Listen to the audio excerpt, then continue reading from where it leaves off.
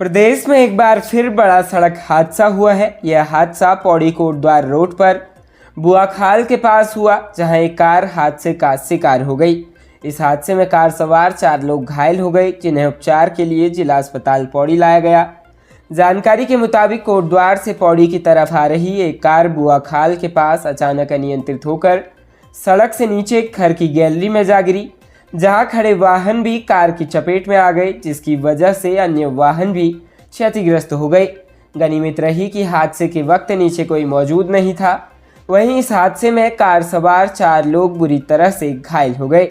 घायलों की चीख पुकार और कार गिरने की आवाज़ सुनकर आसपास घरों में मौजूद लोग तत्काल मौके पर पहुंचे, जहां उन्होंने घायलों का रेस्क्यू करना शुरू किया। साथ ही पुलिस को भी हादसे की सूचना दी।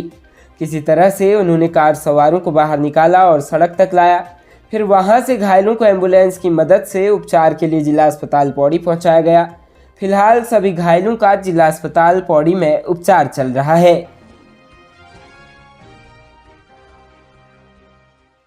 राज्य उत्तराखंड के चमोली में चट्टान टूटने से गोविंद घाट में बना मोटर पुल ध्वस्त होकर अलकनंदा नदी में समा गया। इसके साथ ही पुलना गांव, हेमकुंड साहिब और फूलों की घाटी का संपर्क पूरी तरह से कट गया। वहीं मलबे की चपेट में आने से एक व्यक्ति की मौत हो गई। बुधवार सुबह करीब 10 बजे अचानक गोविंद घाट के सामने पहाड़ी से भारी भरकम चट्टान टूटकर सीधे अलकनंदा नदी पर बने सस्पेंशन ब्रिज पर गिर गई। एक झटके में पुल पत्थरों के साथ अलकनंदा नदी में गिर गया। पुल का पुलना की तरफ का हिस्सा नदी में गिर गया, जबकि गोविंद घाट की तरफ वाला हिस्सा तिरछा होकर लटक गया। वहीं मलबे में एक व्यक्ति भी दब गया। घटना के बाद तहसील प्रशासन, एसडीआरएफ, स्वास्थ्य विभाग और लोक निर्माण विभाग की टीमें मौके पर पहुंची। जिलाधिकारी डॉक्टर संदीप तिवारी ने बताया कि गोविंद घाट में पुल टूटने से हेमकुंड साहिब, फूलों की घाटी, पुलना और भ्यूढार का संपर्क टूट गया है। लोक निर्माण विभाग ने ग्रामीणों की आवाजाही के लिए अस्थायी पुल निर्माण कार्य शुरू कर दिया। वहीं लोक निर्माण विभाग ने सामान्य आवाजाही के लिए 110 मीटर स्पान के वैली ब्रिज की जरूरत बताई है। इसका प्रस्ताव तैयार करने के निर्देश दिए गए हैं। राज्य उत्तराखंड की राजधानी देहरादून में चोरों को इतने हौसले बुलंद हैं कि वो अब मुर्दों को भी नहीं बख्श रहे हैं। ऐसा ही एक हैरतअंगेज मामला राजकीय दून मेडिकल कॉलेज चिकित्सालय से सामने आया है, जहां पर चोरों ने मुर्दा घर यानी मोर्चरी से मुर्दों के लिए लगे 8 एसी कंप्रेसर ही उड़ा लिए, जिससे अस्पताल प्रशासन में हड़कंप मच गया। दरअसल उत्तराखंड की सबसे बड़े सरकारी अस्पताल दून अस्पताल से हैरान कर देने वाला मामला सामने आया है, जहां बीती रात चोर एक नहीं बल्कि 8 कंप्रेसर उखाड़ कर रफू चक्कर हो गए, लेकिन किसी को भी कानू कान खबर नहीं हुई। दून अस्पताल का ये पहला मामला नहीं है।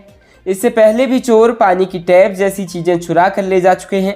शहर के बीचों बीच सरकारी अस्पताल में चोरी से जहां अस्पताल प्रशासन की लापरवाही सामने आई, तो वहीं पुलिस की सुरक्षा व्यवस्था पर सवाल खड़ा हो रहा है, क्योंकि जहां से एसी के कंप्रेसर चुराए गए हैं वो मोर्चरी के कंप्रेसर हैं, जिससे मोर्चरी का काम ठप हो गया है। हैरानी की बात यह है कि महज कुछ ही दूरी पर पुलिस के जवान भी रहते हैं, जिन्हें इसकी भनक तक नहीं लगी। इस तरह की घटनाओं से पुलिस की कार्यशैली भी कटघरे में है।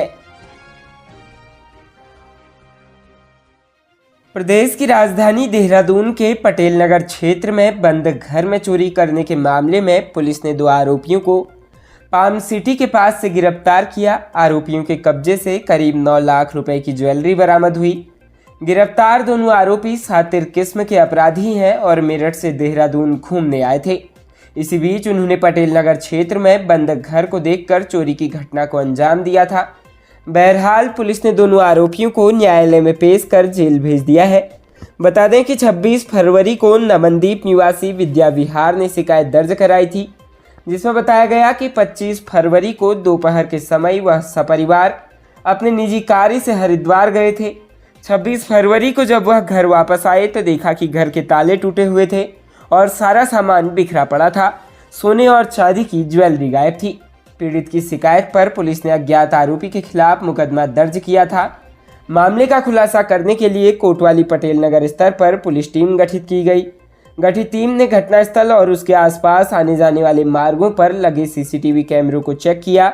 इसी क्रम में पुलिस टीम को मुखबिर के माध्यम से सूचना मिली कि घटना में शामिल आरोपी दोबारा चोरी की घटना को अंजाम देने की फिराक में पाम सिटी क्षेत्र में घूम रहे हैं। सूचना मिलने के बाद पुलिस टीम ने पाम सिटी जाने वाले रास्ते पर चेकिंग अभियान चलाया और सलीम निवासी मेरठ और पवन निवासी मेरठ को गिरफ्तार किया। इसी बीच तलाशी लेने पर आरोपियों के कब्जे से ज्वेलरी और अन्य सामान बरामद हुआ, जिसके संबंध में पूछताछ करने पर आरोपियों ने ज्वेलरी को विद्या विहार पटेल नगर स्थित एक बंद घर से चोरी करना बताया। उत्तराखंड वन विभाग फॉरेस्ट फंड मामले में आज सुप्रीम कोर्ट में सुनवाई हुई, जिसमें सुप्रीम कोर्ट ने उत्तराखंड सरकार को कैंपा के फंड का कथित दुरुपयोग करने के लिए कड़ी आलोचना की। साथ ही सुप्रीम कोर्ट ने इस मामले में राज्य के मुख्य सचिव से जवाब मांगा। न्यायमूर्ति BR गवई और न्यायमूर्ति ऑगस्टिन जॉर्ज मसीह की पीठ में उत्तराखंड वन विभाग फॉरेस्ट फंड मामले की सुनवाई हुई, जिसमें शीर्ष अदालत ने इस बात पर जोर दिया कि कैंपा फंड के समुचित उपयोग के लिए जवाबदेही सुनिश्चित करना आवश्यक है। पीठ ने कहा, ये फंड पर्यावरण संरक्षण में महत्वपूर्ण भूमिका निभाते हैं। नियंत्रक एवं महालेखा परीक्षक की एक रिपोर्ट के अनुसार वनीकरण के लिए निर्धारित कैंपा फंड का कथित तौर पर आईफोन, लैपटॉप, फ्रिज की खरीद और इमारतों के जीर्णोद्धार सहित अस्वीकार्य व्यय के लिए उपयोग किया गया। CAG की रिपोर्ट, जिसमें 2019-2022 तक कैंपा फंड के उपयोग की जांच की गई, कई वित्तीय अनियमितताओं का खुलासा किया। कथित तौर पर फंड का इस्तेमाल आईफोन, लैपटॉप, फ्रिज, कूलर और कार्यालय जीर्णोद्धार के अलावा अदालती मामलों से लड़ने और व्यक्तिगत खर्चों के लिए भी किया गया है। कैंपा फंड का आवंटन हरित क्षेत्र बढ़ाने के लिए किया जाता है। पीठ ने कहा कि इस फंड का गैर स्वीकार्य गतिविधियों में उपयोग किया जाना और अधिनियम के अनुसार ब्याज को SCAF में जमा न करना गंभीर चिंता का विषय है। पीठ ने कहा, इसलिए हम उत्तराखंड के मुख्य सचिव को इन पहलुओं पर हलफनामा दाखिल करने का निर्देश देते हैं। पीठ ने बताया, कैंपा अधिकारियों के बार बार अनुरोध के बावजूद 2019-20 और 2021-22 के बीच 275 करोड़ 34 लाख रुपए का ब्याज नहीं चुकाया गया है।